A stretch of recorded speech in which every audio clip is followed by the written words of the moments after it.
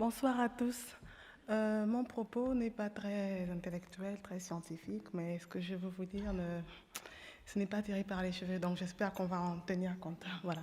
Donc mon propos part du fait qu'en chaque société, en chaque peuple, en chaque humain, il y a une sensibilité aux problématiques éco-culturelles, donc aux problématiques environnementales.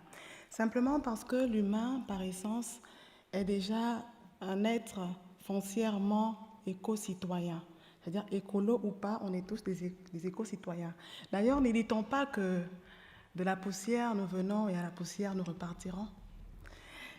Et souvenons-nous de l'émerveillement que nous avons devant le coucher du soleil, ou peut-être de l'apaisement que nous avons devant la senteur des fleurs, devant le concert d'un ciel étoilé, ou peut-être devant la musique du vent, simplement. Alors je me souviens d'un poète, il s'appelle Birago Diop, qui disait, enfin il nous appelait à une sorte de sensibilité à ces choses naturelles qui nous entourent, et je cite, « Écoute le plus souvent les choses que les êtres.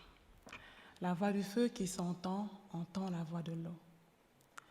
Écoute dans le vent le buisson en sanglots, c'est le souffle des ancêtres. » Et je me souviens, ce ne sont pas des bêtises, ce ne sont pas des mensonges. Lorsque j'étais enfant, je chassais le vent en chantant. Je disais dans une langue pour nous, le vent va-t-en avant que, pardon, la fumée va-t-en avant que le vent n'arrive.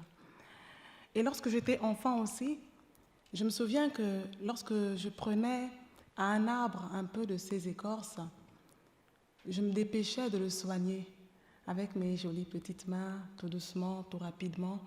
Ces petits gestes écologiques faisaient partie de nos traditions. Ces petits gestes écologiques faisaient partie de nos cultures, de nos habitudes. On les faisait tout naturellement. Les êtres vivants qui nous entourent faisaient partie de la famille. C'étaient des membres de notre entourage, tantôt des cousins, des frères, tantôt des sœurs, des tantes, tantôt des grands-parents, des ancêtres, tantôt des totems.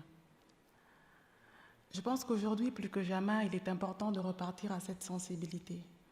Il est important de reconstruire un lien à la nature, un lien fraternel, un lien sensible, mais quelque chose qui nous permettrait naturellement de reconsidérer les êtres qui nous entourent. Je pense qu'il est important de fonder une poétique, j'ai envie de dire une poétique éco-culturelle, mais peut-être une praxis éco-centrée, fondée donc sur ces petites choses-là, sur ces menus rien, mais qui font finalement l'esthétique de la vie. Poétisons, vivons. Merci. Merci beaucoup.